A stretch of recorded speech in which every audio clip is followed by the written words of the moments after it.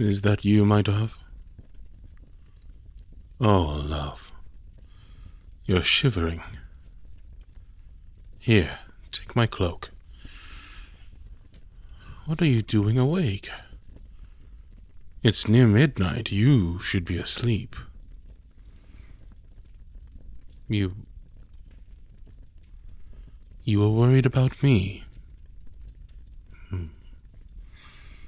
I appreciate that, love, but I promise you, this is not my first battle, and it will not be my last.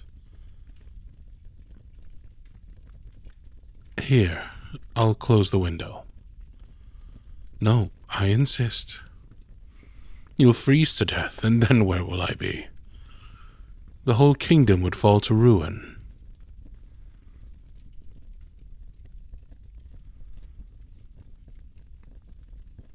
Why don't you come sit by the fire, my dear? There, that's better. Would you like to review the maps for the battle? Perhaps your wise eyes will see something that mine cannot. Or, at the very least, could you stay with me just for a moment? Thank you, my dove. It gets lonely to be a lord of the castle, locked away in the towers of my keep with the world on my shoulders. No, you're right. Not the world. Just this castle, and all that reside within. Our castle, and our people, all relying on me. Yes. Forgive me. Relying on us.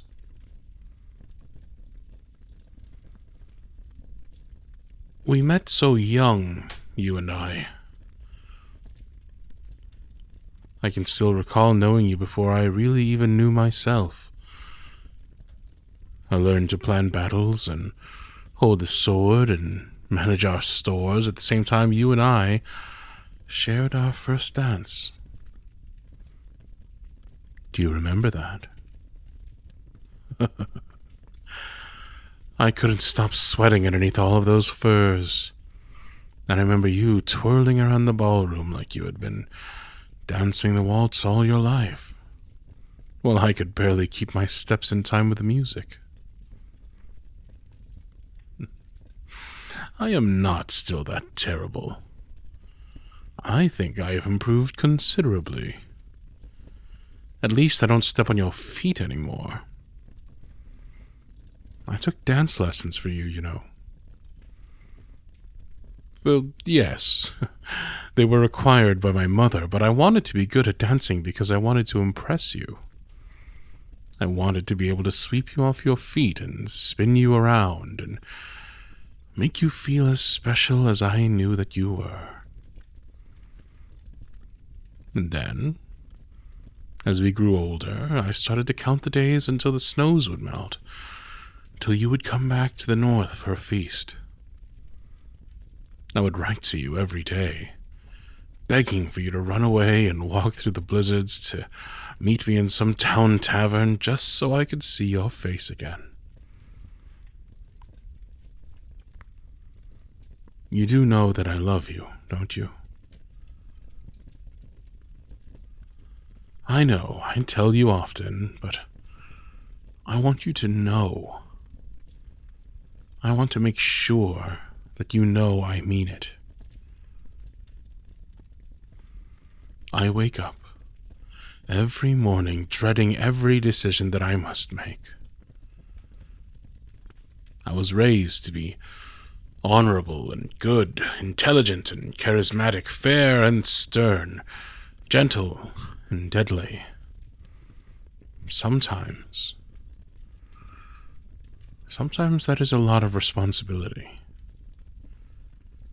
I may be a lord, and a damn good one, if I do say so myself, but there are times when still I hesitate. still wonder if I'm doing what is best for my people. And then, there you are. Your smile and your eyes alight with a spark of brilliance that radiates within you. And I feel that somehow, with your hand in mine, and your counsel, everything will turn out all right. I trust that you would not let me go astray. I have no idea what I would do if I didn't have you by my side.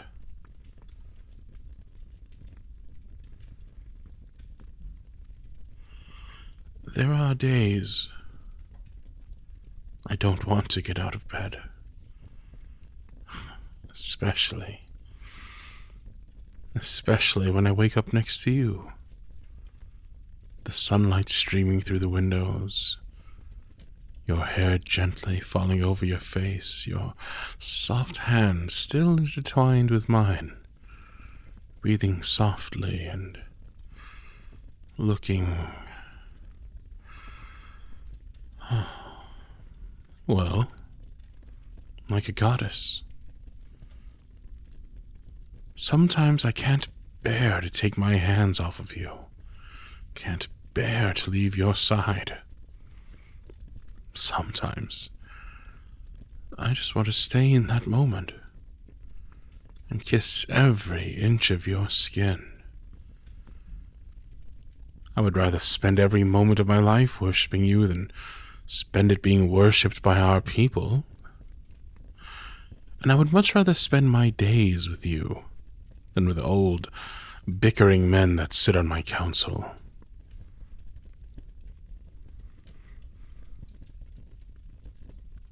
I love you. I love you. From the fields to the east and the mountains to the west, from the sun in the sky to the depths of the sea, you are all I think about. From the moment that I wake up with you laying next to me, at breakfast in the great hall, during council meetings and afternoon hunts, until the moment when I fall asleep, with my arms wrapped around you. Sometimes when you walk in the room, I have to remind myself that I know how to breathe.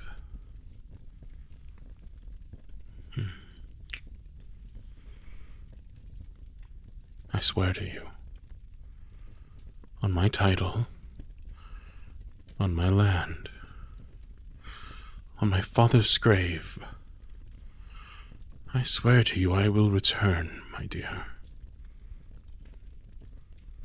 I would not leave you alone in this world. I couldn't.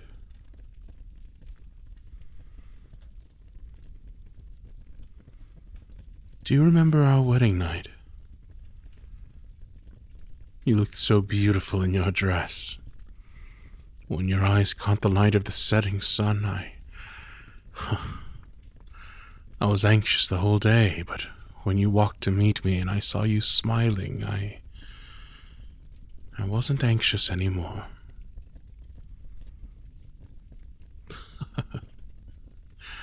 I was trying not to cry.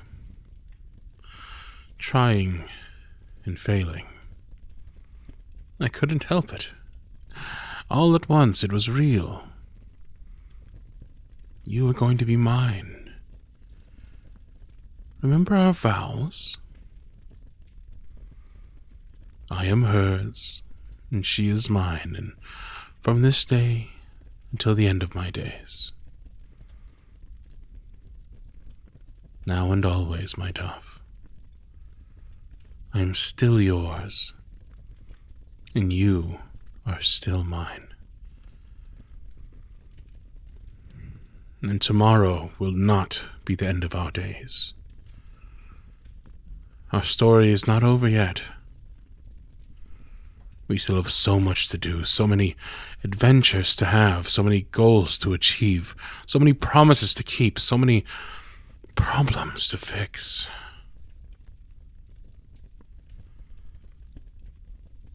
have to fight. I have to defend our lands.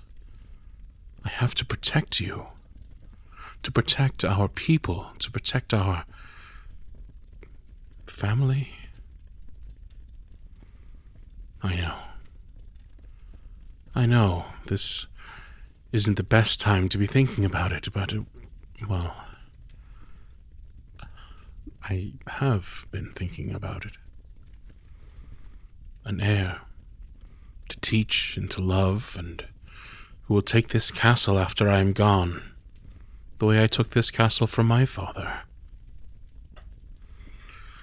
I want to have a family with you someday, but I want them to have a good life here, and not have to worry about spies watching them as they sleep, or about rebellions springing up on their borders.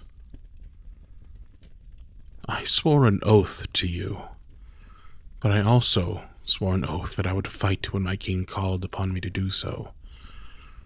And if I don't fight, if I can't fight for you, then what am I?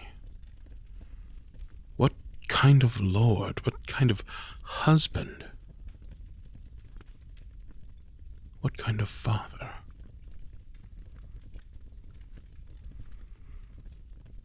I will return to you, my love. You just have to have a little faith in me. Now come. Forget the battle plans. We have prepared everything that we possibly could have prepared. In truth, I came here to be alone tonight, but now I think I would much rather be with you.